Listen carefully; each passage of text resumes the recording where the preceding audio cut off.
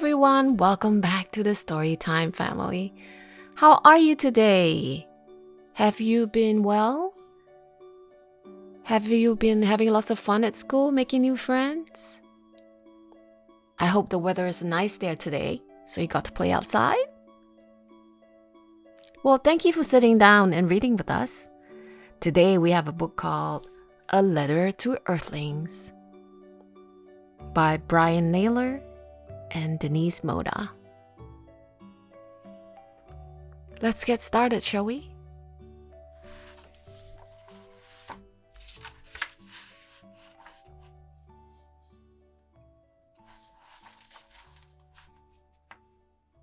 A Letter to Earthlings.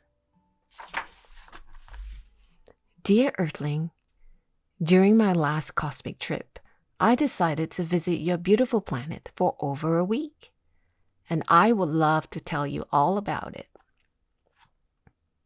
I came from a planet far away, and what I enjoy the most is traveling through outer space, discovering every wonderful new place.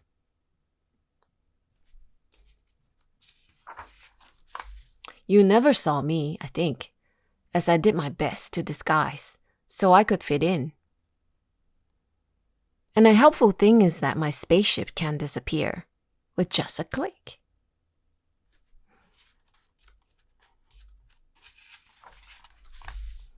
I first landed in a place full of what you call snow, and that was a lot of fun, but very, very cold. Then I remembered your planet looks blue, so over your big oceans I flew. I said hello to a turtle, a dolphin, and a big whale. I asked them, where should I go next? And they said the beach was a great place. I really enjoyed playing in the sand, looking for shells, and even surfing on top of a wave.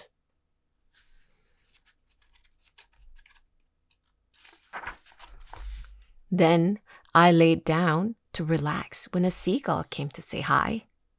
I didn't have a clue that what he wanted was to take all of my food.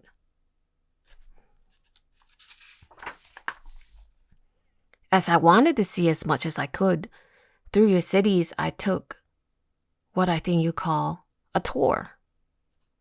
I saw wonderful things, but what I enjoyed the most was playing on your swings.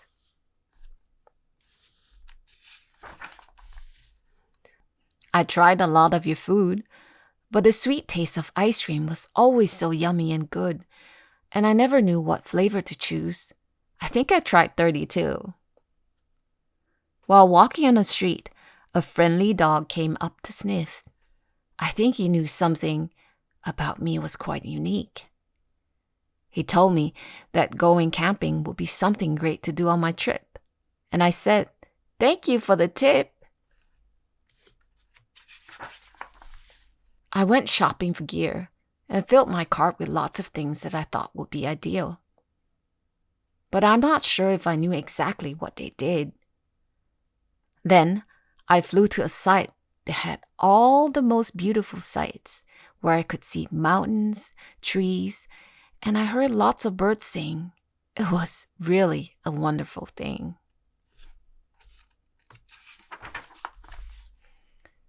It took me some time to set up my camp, but I was lucky to find some help around. A little bear helped me bring out a chair, and a raccoon said, "Your tent should look like a balloon." Later that night, I saw my planet shining bright in the sky. It looked like a beautiful star so high.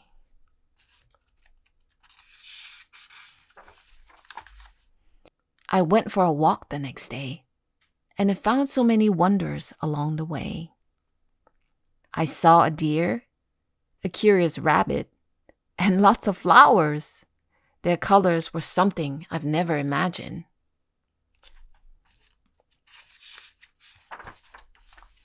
As my trip was coming to an end, I was looking for something marvelous to do before I left. Then I came across a lovely fox, and he said, "You should go to the mountain top." Walking uphill was no easy feat, as my bag was heavy with all the snacks I wanted to eat.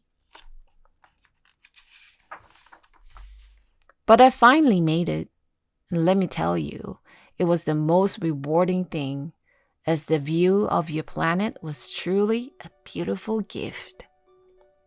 And that was it. I just thought of writing this letter to tell you about my wonderful trip, and that your planet is truly unique and a beautiful place to live in. So please don't forget to take really good care of it. Your friend from space, Crit.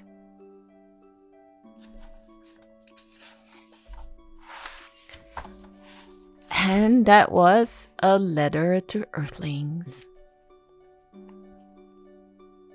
If you enjoyed the story and would like a copy of this book, the links to purchase it are in the description below.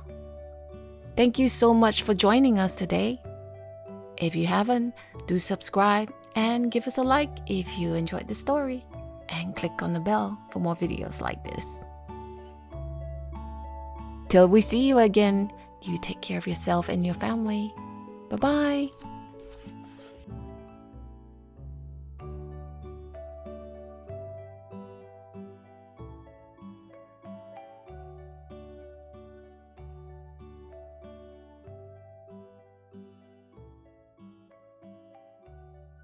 I Am Stronger Than Anxiety by Elizabeth Cole.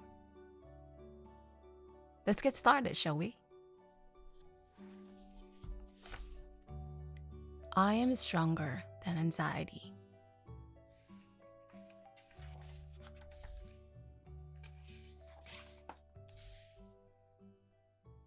It was a sunny weekend, time for some fun.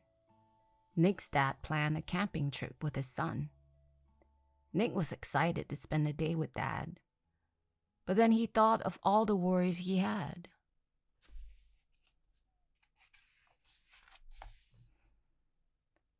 How will I sleep without my favorite toys? How will I sleep if the thunder makes noise? What if I see monsters hiding in the trees? What if I get stung by a hard-working bee? Nick's hands started to sweat, and his mouth felt dry. He was so upset that he could start to cry. His whole world felt like it was turned inside out. He was feeling anxious. There was no doubt. During the drive to the mountains, Nick didn't talk. Dad set up the tent while Nick went for a walk. Still worried, Nick wandered and looked all around. He saw a raccoon writing a note on the ground.